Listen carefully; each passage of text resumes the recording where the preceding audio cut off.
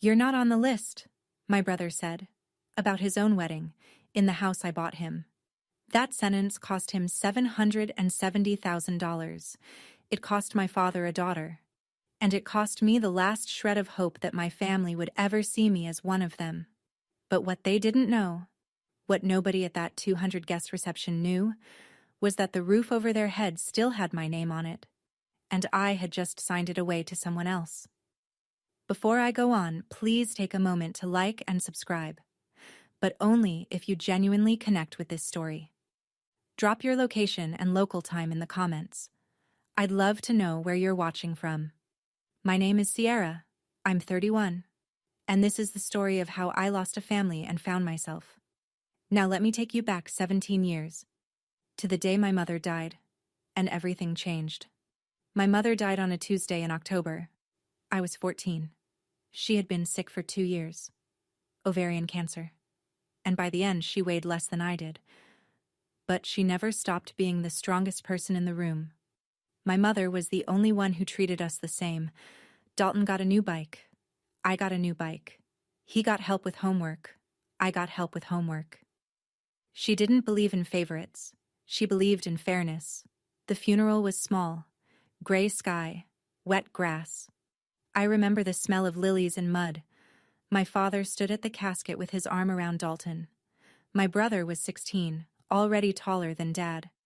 Gerald, that's my father, pulled Dalton close and said, loud enough for everyone to hear, "You're the man of the house now, son." I stood 3 feet away. Nobody said anything to me, except one person. Patricia Callahan. Patty. My mother's best friend since college. She found me standing alone by the back pew after everyone filed out. She crouched down, took my hands, and looked me straight in the eyes. "I promised your mother I'd always have your back," she said. "Remember that." I nodded. I didn't understand what she meant. Not really. What I didn't know, what I wouldn't learn for years, was that my mother, in her final weeks, had asked Patty to become my legal godmother. She'd signed paperwork. Formal, binding, the whole thing. At the time, it seemed like a formality, a sentimental gesture from a dying woman. It wasn't. My mother knew something I didn't. She knew what my father would become without her there to balance him. And she was right about every single thing she feared. After the funeral, our house split into 2 worlds. Dalton's world had everything. A car on his 16th birthday. A used Mustang, but still. A college fund that Dad started topping up every month. Golf lessons at the club where Gerald's friends played. Weekend trips to look at campuses. A bedroom that got repainted twice. My world had leftovers. I asked Dad for money for textbooks my sophomore year. He didn't even look up from the TV. "Ask your brother," he said. I already gave him the budget. The budget. Like there was one pool of money and Dalton got to it first. I started working at a coffee shop the week I turned 16. 4:30 a.m. shifts before school. I bought my own notebooks, my own calculator, my own winter coat when the zipper on my old one broke and nobody noticed. One night, I needed to borrow Dalton's car. I had a scholarship interview the next morning, the only shot I had at affording college. The bus didn't run early enough. I knocked on his door. "Can I borrow the car tomorrow? Just for 2 hours." He didn't look up from his phone. "I need it. Take the bus." "The bus doesn't run at 6 a.m., Dalton." "Not my problem." I walked 2.5 miles in the dark to make that interview. I got the scholarship. Here's the thing that burned the most. I found out later, years later, when Patty helped me pull old bank records, that my mother had set up a college fund for me too, equal to Dalton's. After she died, Gerald quietly transferred every dollar into Dalton's account. Every single dollar. He didn't even wait a full year. I graduated high school on a Saturday in June, summa cum laude, National Honor Society, a full-ride scholarship to state. Gerald took Dalton to a basketball game that afternoon. I walked across the stage alone, almost alone. When I scanned the bleachers, rows and rows of families holding flowers and balloons, I found one face, Patty. Third row, left side. She was clapping so hard her whole body shook. She had a single sunflower in her lap. That night, I packed 2 suitcases. Gerald was in the living room watching Sports Center. I walked past him with my bags and he glanced up. "You leaving?" "Yes." "Lock the door on your way out." That was it. No hug, no good luck. No, "Call me when you get there." Just lock the door. I rented a room above a laundromat in a college town 40 minutes away. I worked 2 jobs, coffee shop mornings, restaurant nights. I studied in between. I slept 4 hours on good nights. Patty offered to help me financially. She sat me down at her kitchen table with a checkbook and said, "Your mother left you something with me. Let me use it." I said no. "I need to do this myself, Patty.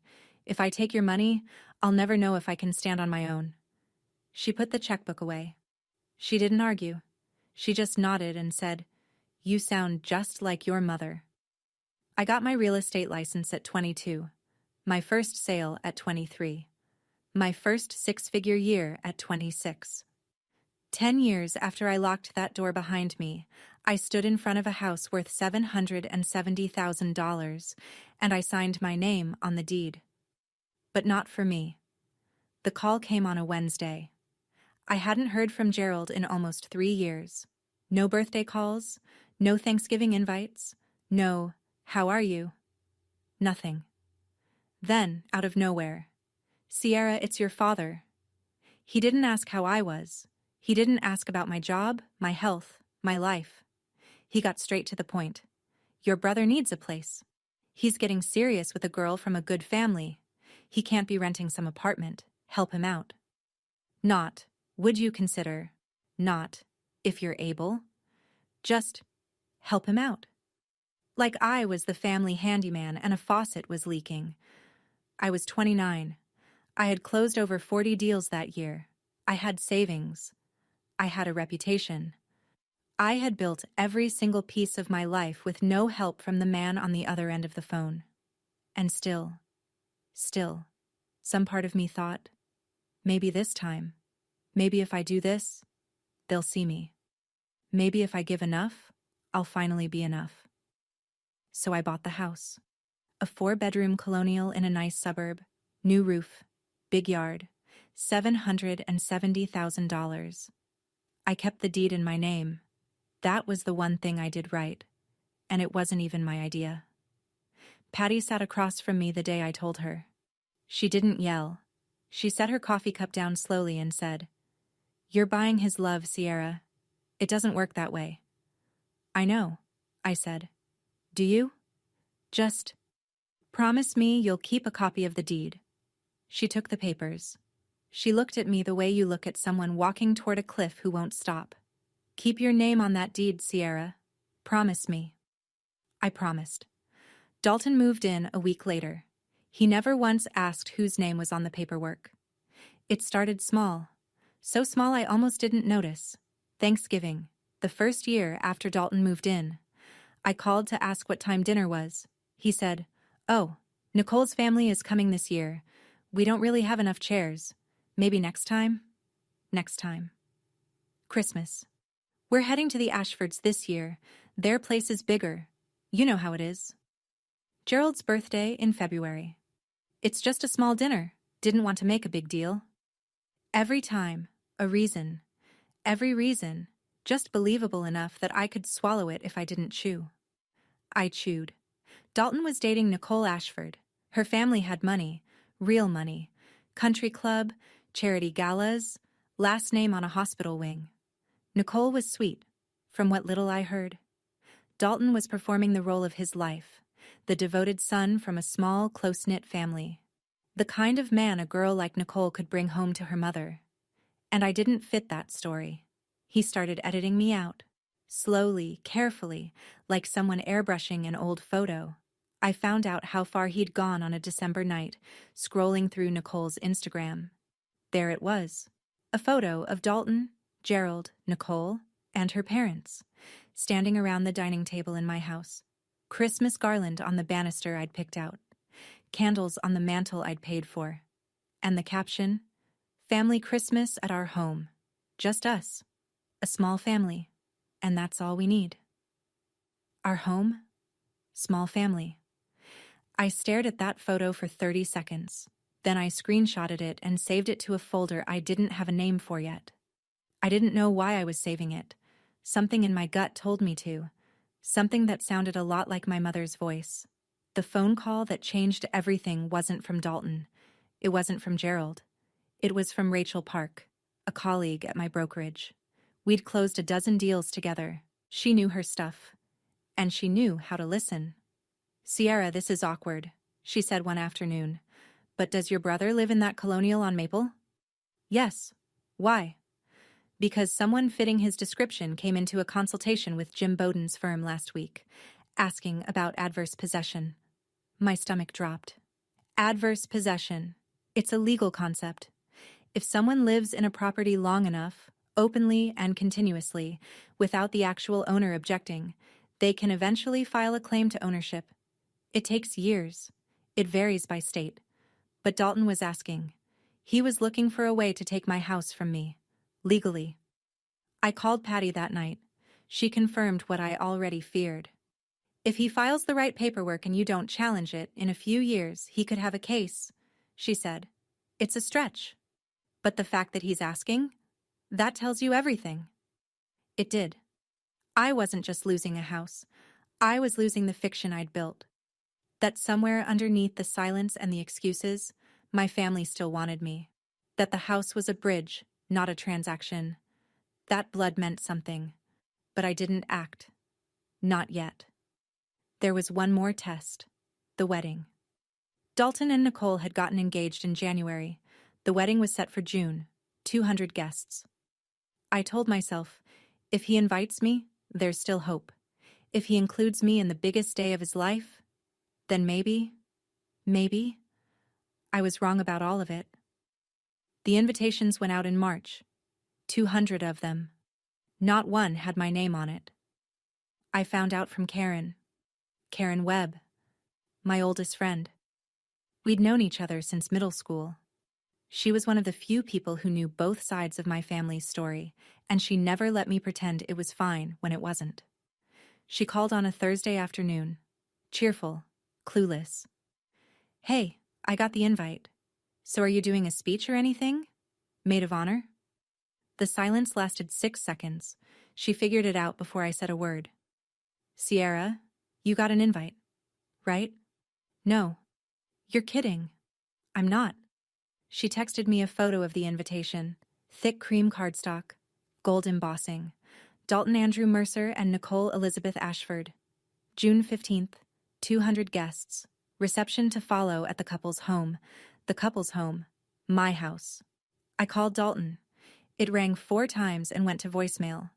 I called again. Same thing. I texted, "Dalton, I saw the invite. Am I coming?" 3 hours. 3 hours of staring at my phone like it owed me something. Then the reply. "Sierra, we talked about this. The guest list is tight. Nicole's family takes priority. Don't make this about you. We talked about this. We never talked about this. We never talked about anything because he stopped answering my calls 2 years ago." I typed back the only thing that mattered. "The wedding is at my house, Dalton." The read receipt popped up immediately. Then, "It's been my house for 2 years. Everyone knows that." I read that sentence 3 times. Each time, a different part of me broke. The first read broke the sister. The second broke the peacemaker. The third broke the last person in me who still believed giving was enough. I set the phone down, and I started thinking clearly for the first time in years. I called Gerald the next morning. He picked up on the second ring, which told me he'd been expecting it. "Dad, did you know I'm not invited?" "Your brother's wedding. His rules." "It's my house, Dad. You gave it to him. That's done." "I didn't give it. I let him live there." "Same thing." "It's not the same thing." A pause. I could hear the TV in the background. He hadn't even muted it. "Sierra, don't start. You always do this." "Do what, Dad?" "Make everything a drama. Just let your brother be happy for once." For once. As if Dalton had ever been denied a single thing in his life. as if happiness was a pie and there was only one slice and it had Dalton's name on it. "What about me?" I said. The silence stretched long enough for me to hear the play-by-play of whatever game he was watching. Then, quietly, almost gently, which made it worse. "You'll be fine. You always are." He hung up. I sat on my kitchen floor for a long time after that, not crying, just sitting, holding the phone in my lap like a dead thing. "You'll be fine. You always are." He said it like it was a compliment. Like my ability to survive everything they threw at me was a feature, not a scar. Like the fact that I always landed on my feet meant it was okay to keep pushing me off the ledge. That sentence, 6 words, was the cruelest thing my father ever said to me. Not because it was angry, because it was calm, because he believed it, because in his mind it was permission. Permission to never show up for me again. And he never did. I did something I'm not proud of.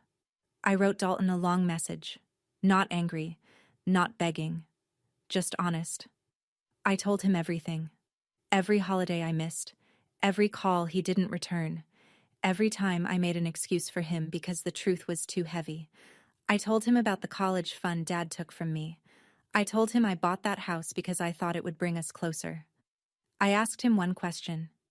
"Do you actually want me out of your life, or have you just been too comfortable to notice I'm still here?" He read it. The little checkmark turned blue. He didn't reply. 2 days later, my phone buzzed. A number I didn't recognize. "Hi, Sierra, this is Nicole." My chest tightened. "Dalton told me you've been pressuring him about the wedding. I understand you feel left out, but this is our day. Please respect our wishes." Then, a second message. "We appreciate the house, but don't use it as leverage." I read that twice. Don't use it as leverage. Dalton hadn't just excluded me, he'd built a story. In his version, I was the difficult sister. The one who couldn't let go. The one who dangled money to control people. He'd flipped it. Turned me from the person who gave everything into the person who used everything, and Nicole believed him.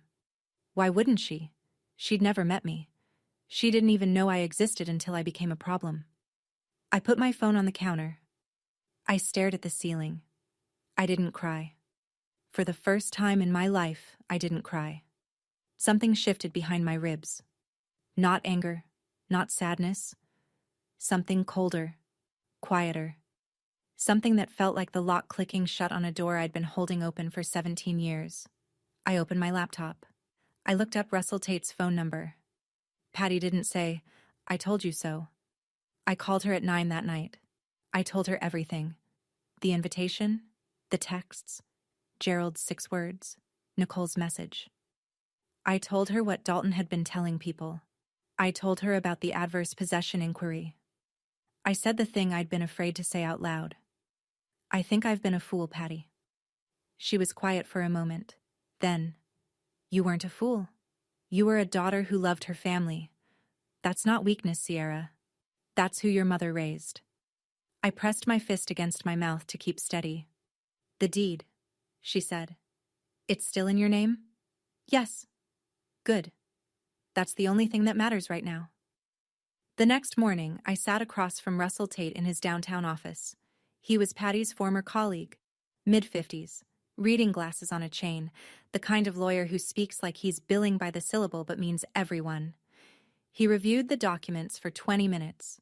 Deed, property records, tax filings, all in my name. No lease agreement with Dalton. No rental contract. No written permission of any kind. Russell looked up. "Who's been paying the property taxes?" "I have, every year." "Mortgage?" "Paid in full at closing. It's mine, free and clear." He took off his glasses. "Ms. Mercer, your brother has no legal claim to this property. No lease, no contract, no equitable interest. Legally, he's a guest in your house, nothing more." A guest. Dalton had been living in a $700,000 home, throwing Christmas parties and planning his wedding there, telling everyone it was his. And legally, he was a guest. I asked Russell one question. "If I sell it, can he stop me?" "No." That word sat in the room like a stone dropped into still water. Karen called me 2 days later with something that knocked the wind out of me. "I need to tell you something," she said. "I was at the engagement party last month, the one at the Ashfords Club. I hadn't been invited to that either, obviously. Dalton gave a toast. He thanked Gerald, called him my only family. And when Nicole's uncle asked if he had siblings, Karen paused. He said, 'Just me, only child.' I closed my eyes. 'Sierra, are you there?' 'I'm here.'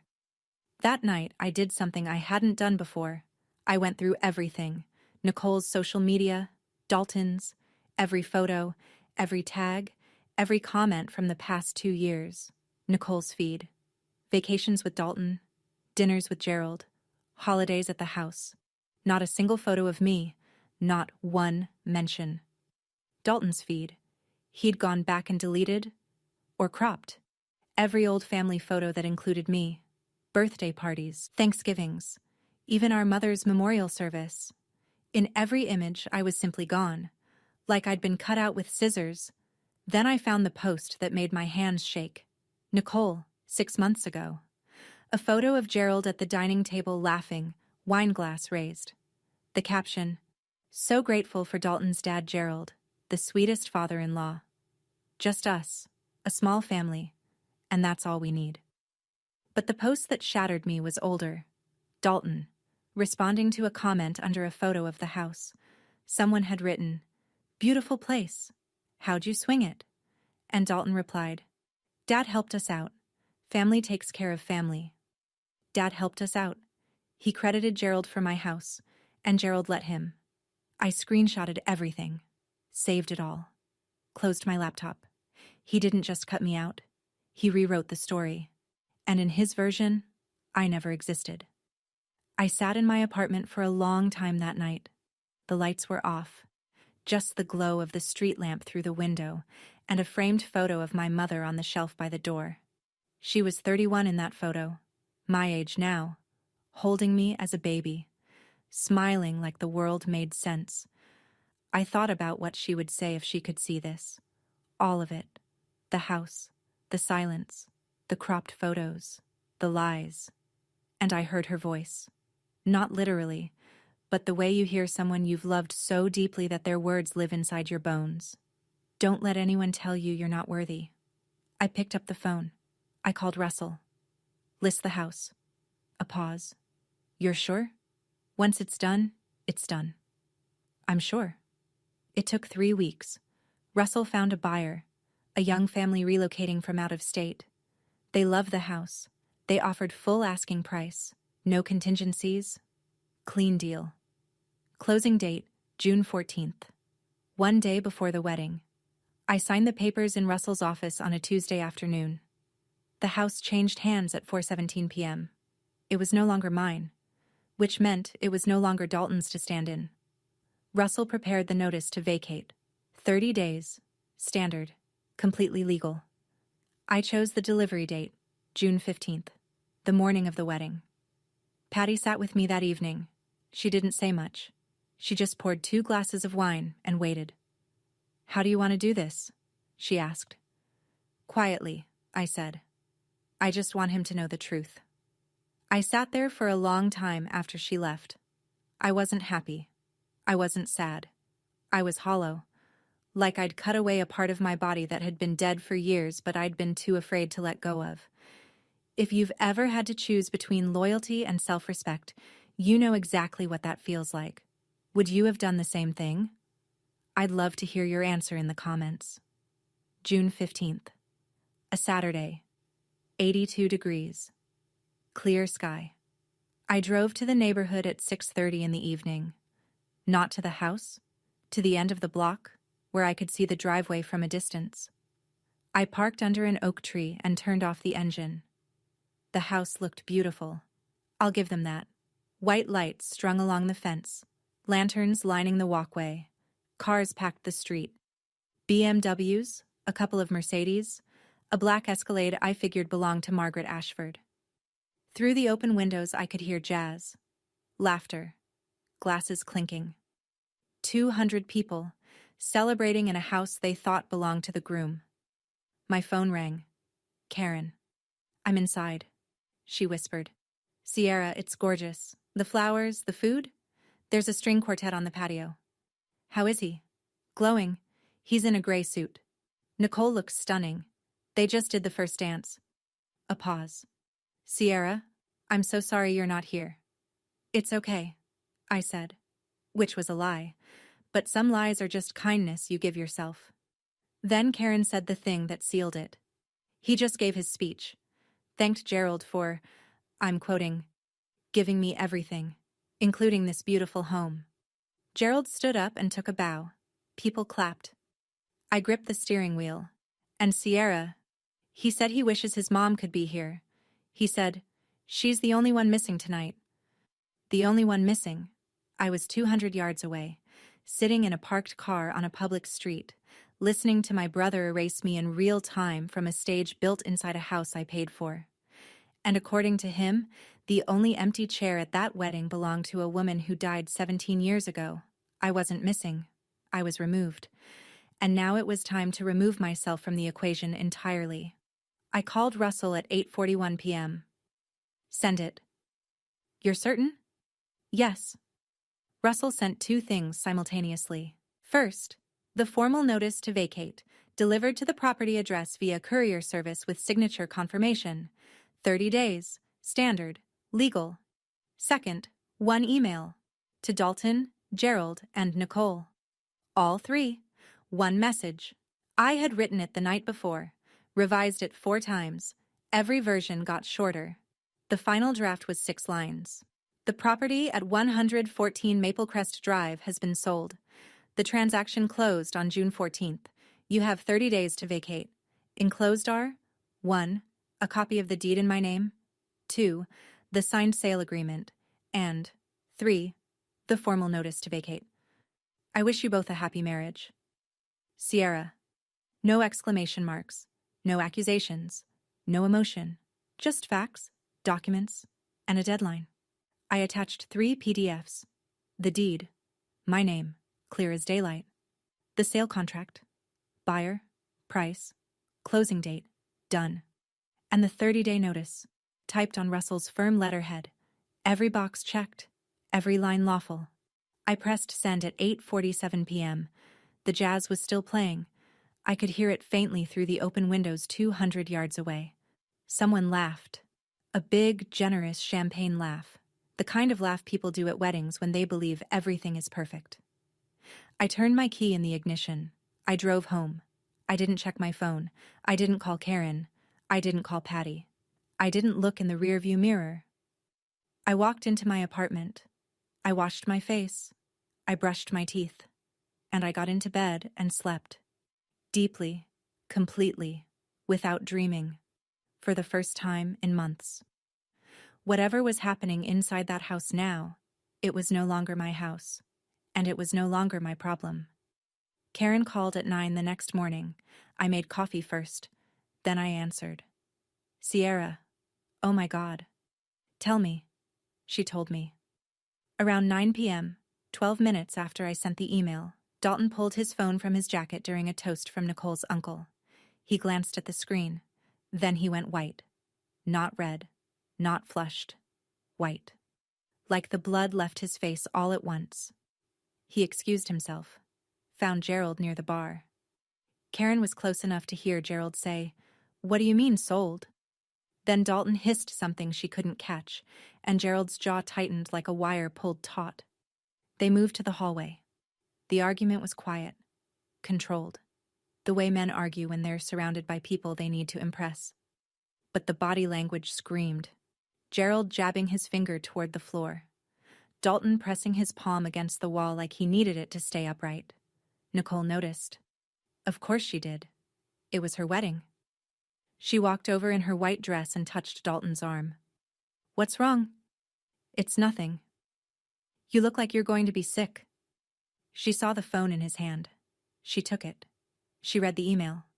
The hallway got very quiet. Who is Sierra Mercer? Nicole said. Dalton's mouth opened. Nothing came out for 3 full seconds. Then, nobody. Nicole looked at the attachment. The deed. My name. The address they were standing in. The deed says Sierra Mercer. You told me this was your father's house. Dalton reached for the phone. Nicole pulled it back. Margaret Ashford appeared at the end of the hallway. Silk dress, pearl earrings. A face that could read a room from 40 feet. What's going on? She said. Nicole turned the screen toward her mother. Margaret read. She looked at Dalton. She looked at Gerald. Then she picked up her clutch and walked toward the front door. Margaret didn't leave. She stopped at the front door, turned around, and walked back. That was worse. She stood in front of Dalton, in the foyer, where the string quartet had been playing 10 minutes earlier and a dozen guests were now pretending not to watch. My daughter asked you a simple question, Margaret said. Who is Sierra Mercer? Dalton ran a hand through his hair. He tried a smile. It didn't land. It's complicated. She's a distant relative. Karen stepped forward.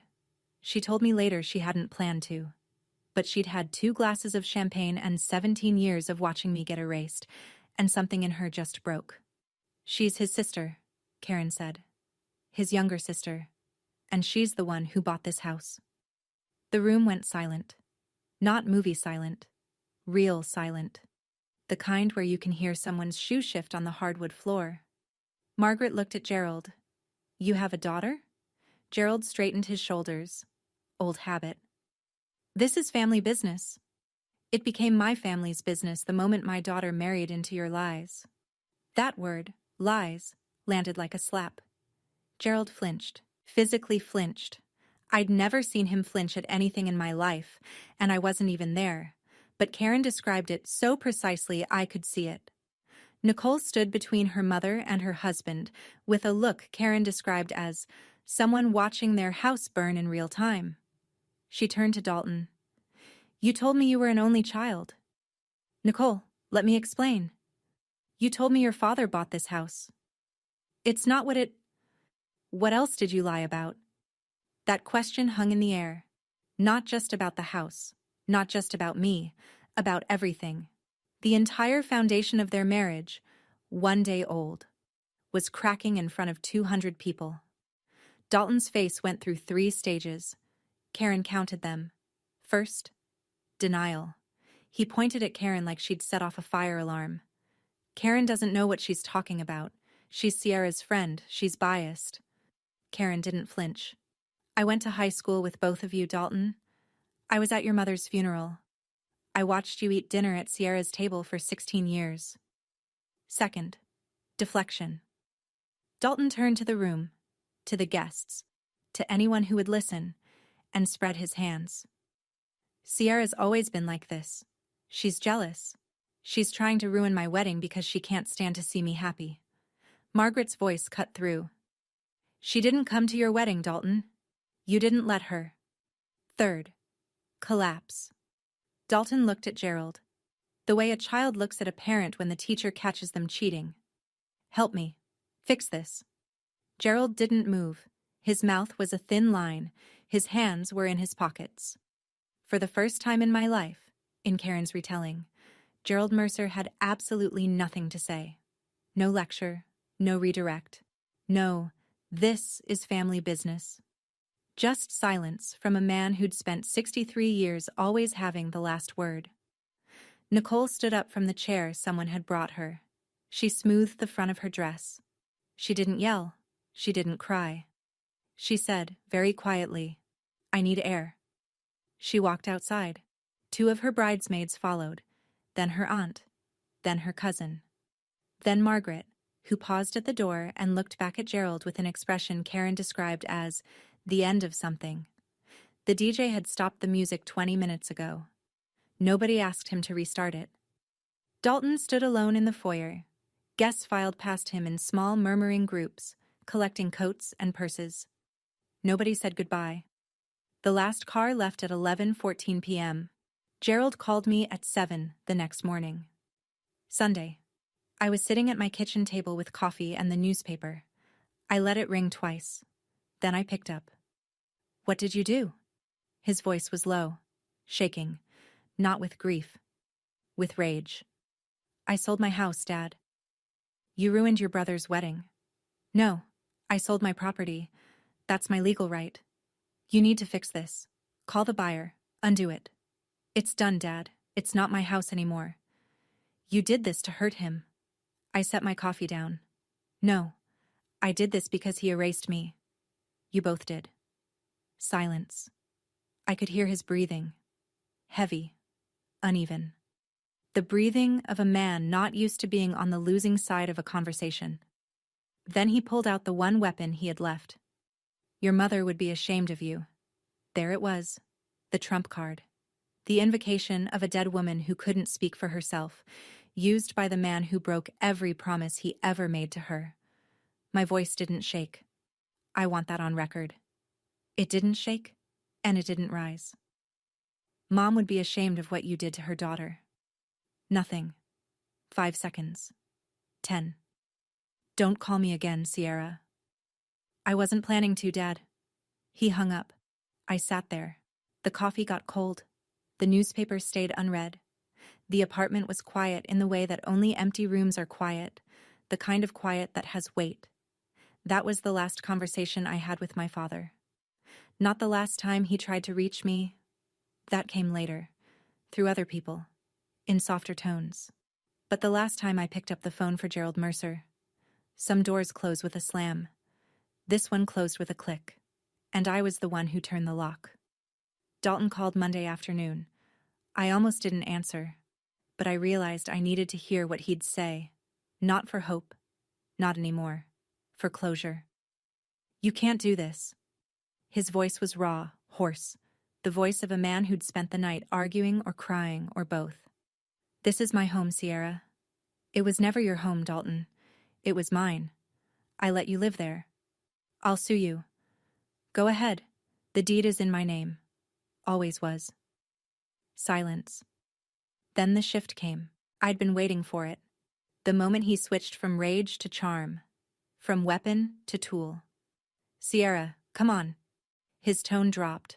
Softer, almost warm. We're family. I know things haven't been perfect, but we can work this out. I'll talk to Nicole. We'll have you over for dinner. We can... You told your wife I don't exist. The sentence sat between us like a wall. I can explain. You don't need to. I understand perfectly. Sierra, please. Nicole's furious. Her mom won't return my calls. If you could just... Just what? Fix it for you? Like I've always done? He didn't answer. You have 30 days. That's the law. I suggest you use them. Where are we supposed to go? That's not my problem anymore, Dalton. Another pause. Then quietly, and this was the part that almost got to me. I'm sorry. 2 words. 17 years late. Sorry for what? I asked. And he couldn't answer. He literally couldn't name the thing he was sorry for.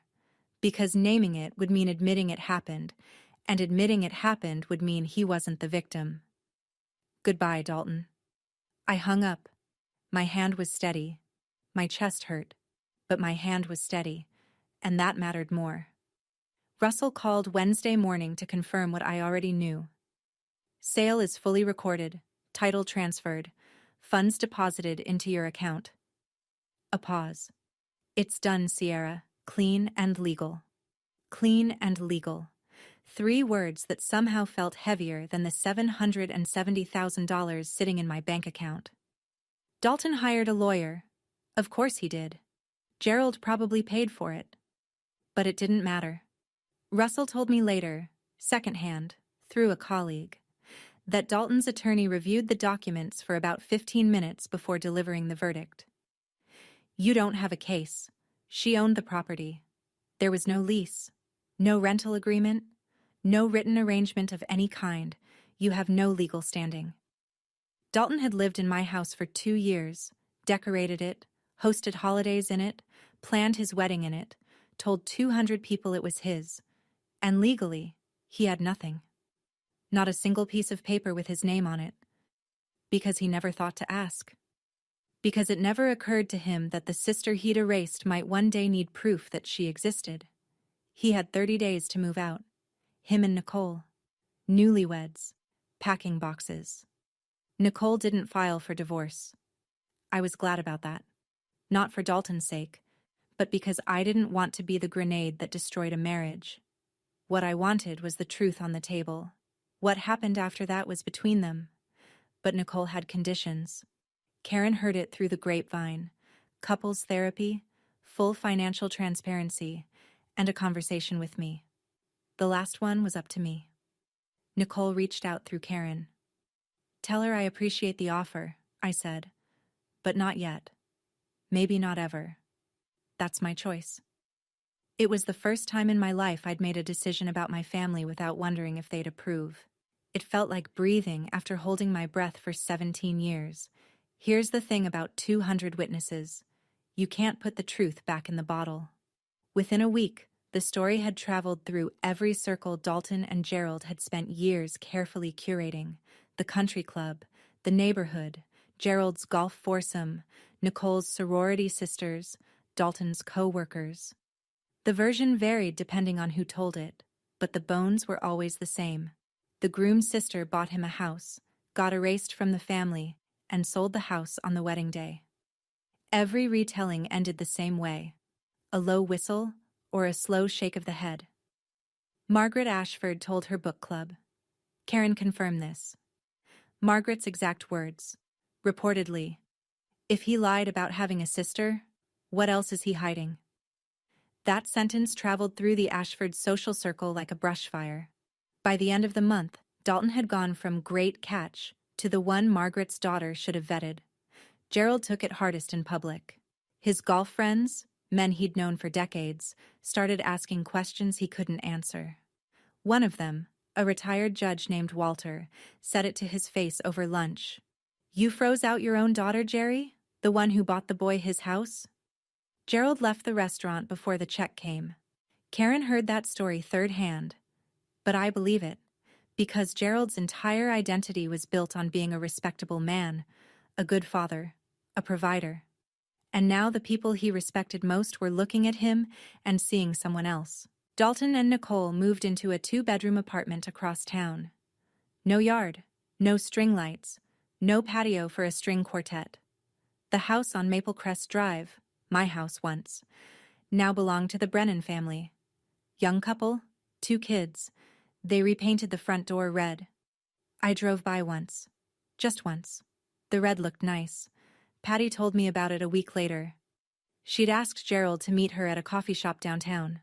Public place. Neutral ground. He came, which surprised her. He looked older, Patty said. Like 10 years had hit him in 10 days. She didn't ease into it. Patty never did. Linda asked me to watch over Sierra. You know why? Because she knew you wouldn't. Gerald's hand tightened around his coffee cup. Don't bring Linda into this. Linda is in this. She was always in this. She saw what you were doing before she died. She told me. She told you what? That you'd already picked Dalton. That you'd already decided Sierra was second. She made me promise. Not just to watch over that girl, but to be ready. Because she knew. Gerald stared at the table. Patty said his jaw was working, the muscles moving like he was chewing words he couldn't swallow. She didn't ask me to be Sierra's godmother because of tradition, Gerald. She asked me because she was afraid of what you'd do to that girl when she wasn't there to protect her. She paused. And she was right. Gerald stood up. He didn't push the chair back. He just rose, like a man leaving a church pew. He put a 20 on the table. He walked out without turning around. Patty called me that evening. Her voice was steady but soft, the way it gets when she's been carrying something heavy and finally sets it down. I said what your mother would have said. The rest is up to him. I held the phone against my ear for a long time after we hung up. My mother had been dead for 17 years, and she was still protecting me. Some people leave instructions. My mother left a shield. People always ask about the money. $770,000 is a lot of money. They want to know if I kept it, if I spent it, if it felt like winning. It didn't feel like winning. It felt like a refund. I paid off my remaining student loans.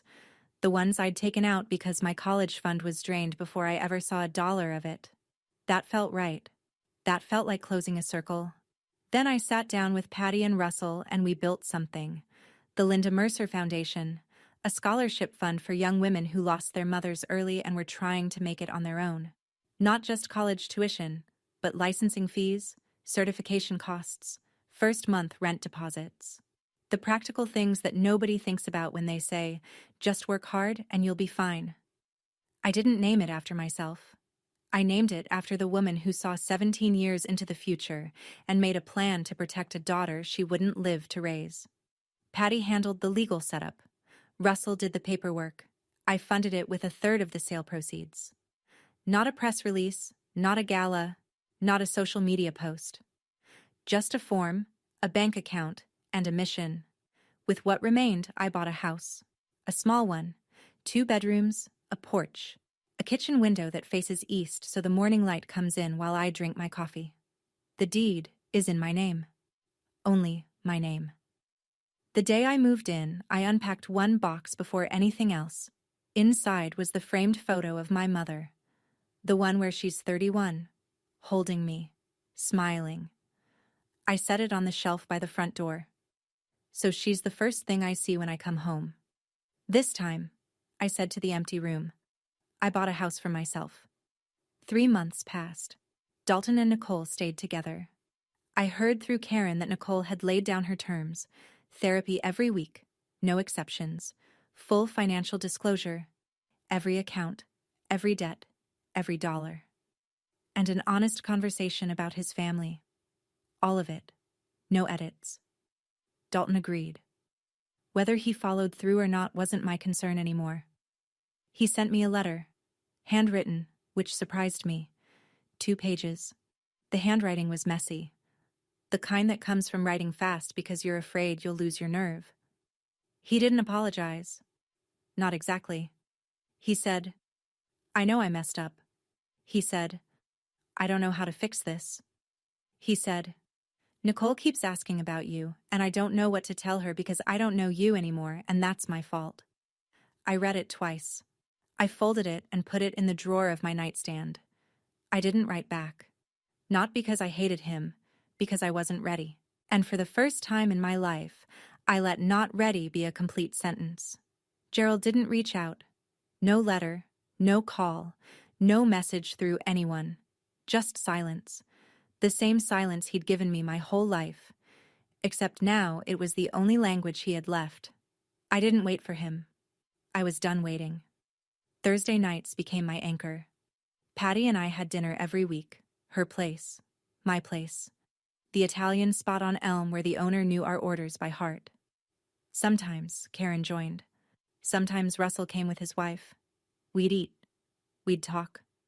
We'd laugh about things that had nothing to do with Dalton or Gerald or the house on Maple Crest. This was my family now. Not the one I was born into. The one I built.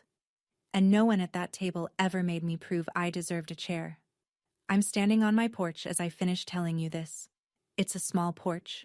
Just big enough for 2 chairs and a planter I keep forgetting to water. The house behind me is nothing special. But the deed is in my name, the mortgage is paid, and nobody inside it has ever told me I don't belong. I used to think family meant sacrifice, that if I gave enough money, enough patience, enough silence, the people who shared my blood would eventually see me. I was wrong. Not about the giving. About who I was giving to. I didn't sell that house out of anger. I sold it because I finally believed that I was worth more than a guest room in my own life, that I deserved a seat at the table. Not because I bought the table, but because I'm a person who matters. If you're in a family where you're always the one giving and never the one receiving, where your love is treated like a subscription they can cancel whenever it's inconvenient, you don't need their permission to stop. You don't need them to agree that you've been hurt before you're allowed to heal. A boundary isn't a wall, it's a door, and you decide who walks through it. I don't know what happens next with Dalton. Maybe one day I'll be ready to sit across from him and listen. Maybe I won't. That's allowed. I don't know about Gerald. I've stopped trying to predict a man who never learned how to see me. Maybe Patty's words planted something.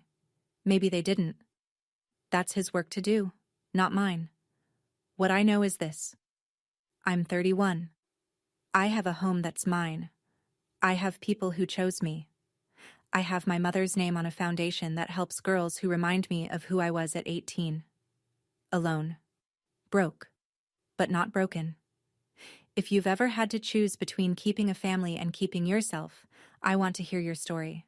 Tell me in the comments. I'll be reading. Thank you for staying with me through this whole story. If it touched something in you, hit that like button and subscribe. Not because I asked, but because maybe someone you know needs to hear this too. Share it with them. And if you're ready for another story about standing your ground and finding where you truly belong, there's a link in the description waiting for you. I'll meet you there. Take care of yourselves. And remember, you were never too much. They were just offering too little. I'll see you in the next one.